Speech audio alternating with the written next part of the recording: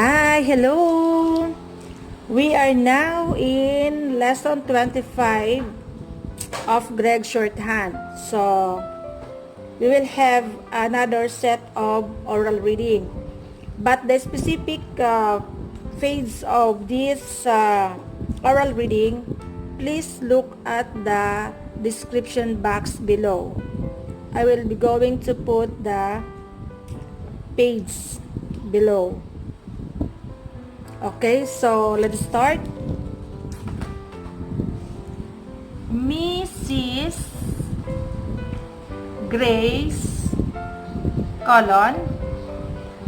I am sorry to write you that on July 10, Mr.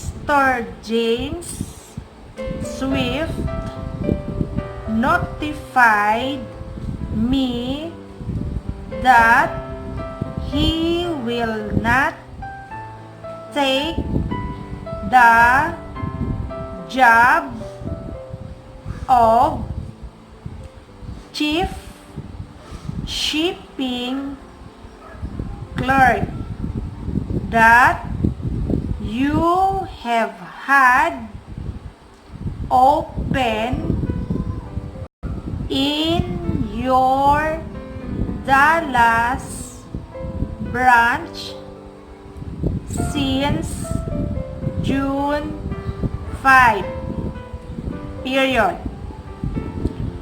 I talked with him on the phone, paragraph. He tells me that he likes the job, but it is his feeling that the salary we are offering him is too low. Paragraph.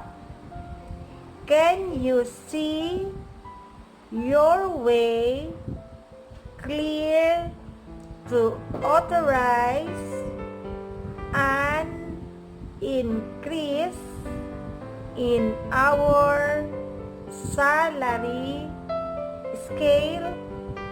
Question mark.